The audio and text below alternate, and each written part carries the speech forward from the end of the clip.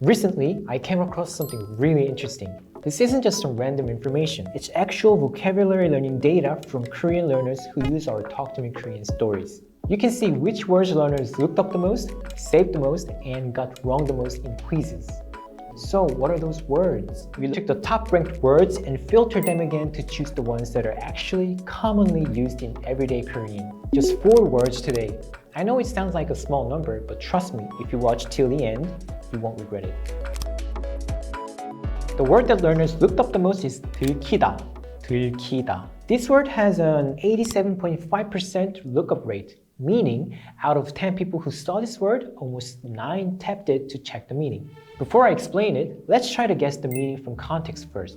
This process is really important, almost essential for vocabulary learning. In fact, in stories, even though you can see English translations for every text, the app gently encourages you, not to rely on them right away. So always take your time and try to guess the meaning first. 근데 이건 무슨 냄새지? 선생님은 책상 밑, 침대 밑을 확인했다. 결국 우리는 치킨을 들켰다.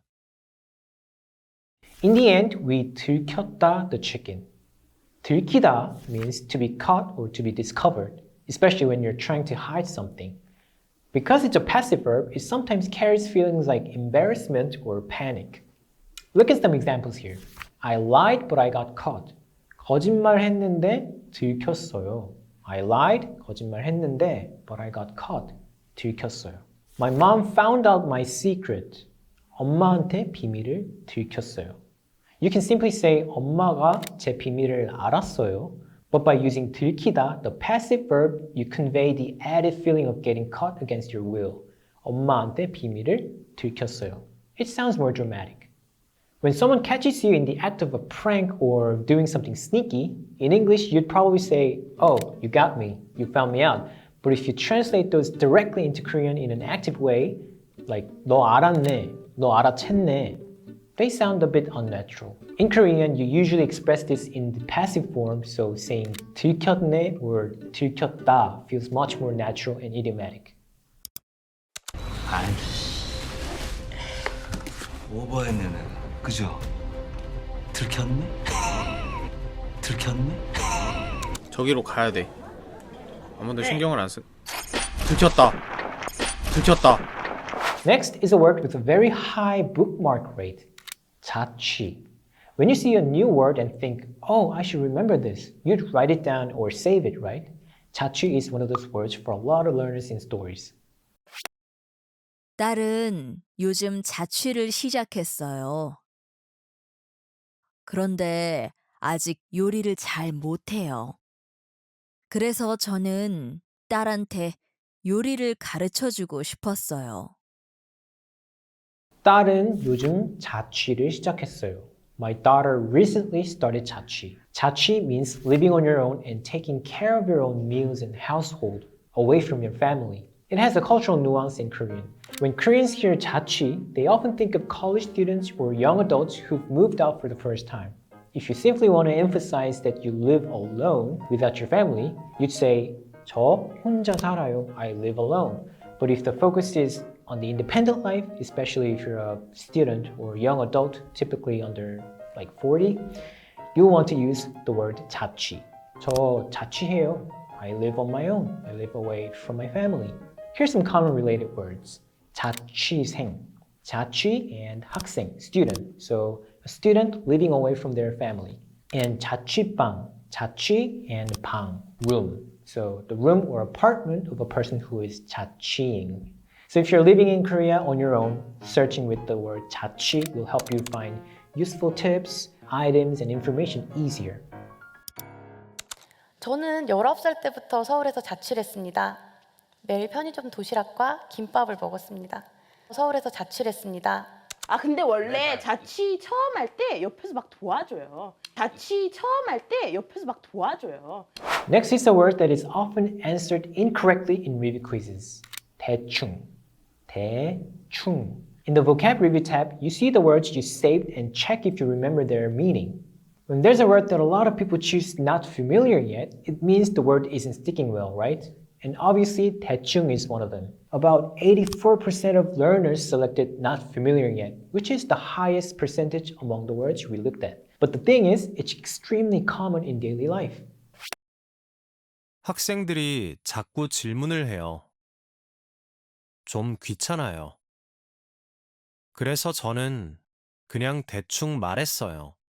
그래서 저는 그냥 대충 말했어요. The students' constant questions were bothersome, so I just answered 대충. I 대충 answered. 대충 means half-heartedly, roughly, or without much care, depending on context.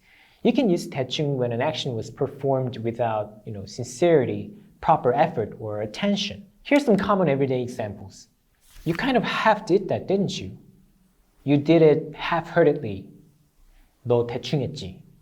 너 대충 했지. I just grabbed something quick. 그냥 대충 먹었어. Say you're busy or you weren't that hungry, so you didn't sit down and have a real meal. 그냥 대충 먹었어. This phrase is even more useful because Koreans ask you if you had a meal all the time. I roughly understand it. 대충 이해했어요. I don't fully get it, like 100%, but I kind of understand what you mean. 대충 이해했어요. 이거 어떡하지? 아니 이거 대충 만들어야지 뭐 어떻게? 나도 만들고 싶은데. 대충 만들어야 돼. 대충 만들어야 돼. 네, 밥은 먹었어요? 네, 지훈 씨는요? 나도 대충. 나도 대충. So, we've looked at words based on three different categories. A word that is looked up a lot, a word that bookmarked a lot, and a word that people got wrong a lot. But then I realized something. If a word ranks high in all three of these areas, it's probably one of the most important words for Korean learners in their learning journey. So, I made a list of those words and I'll show it to you at the end of the video. And before that, I picked one word from that list to introduce to you right now. And that word is 지겹다. 지겹다. If you already know this word, you're doing well. And if you don't, let's try to guess. 그래서 그 영화를 벌써 4번 봤어요. 그래도 지겹지 않아요. 한 영화를 여러 번 보면 더 재미있어요. I've already watched that movie 4 times, but I'm not 지겨워. 지겹다 is used when you're bored or sick of something because you've done it too much and don't want to continue. So you can say like, I'm tired of eating ramen now. 이제 라면이 지겨워요. I didn't have much money, so I ate ramen every day for a while, and I'm sick of it. 이제 라면이 지겨워요. 지겨워. I'm so sick of love songs. 사랑 노래 너무 지겨워. 사랑 노래 지겨워. You know the song So Sick by Neo? I used to listen to it a lot back in middle school. There's that line, and I'm so sick of love songs, so tired of tears. That's 지겨워. 사랑 노래 너무 지겨워. 지겨워. 지겨워. 나 너 지겨워 이제. 나 너 지겨워 이제. So today, we looked at 4 Korean words that are especially important according to data from over 100,000 learners of stories. I'll show you additional words on screen, so feel free to write them down or take a screenshot to add them to your vocabulary list. If you want to learn Korean through real natural context while improving your vocabulary, listening, reading, and even output, you can try Talk to Me Korean Stories for free for 1 week. Use the link below or scan the QR code or just search TTMIK Stories in the App Store or Google Play. Thanks for watching. 감사합니다.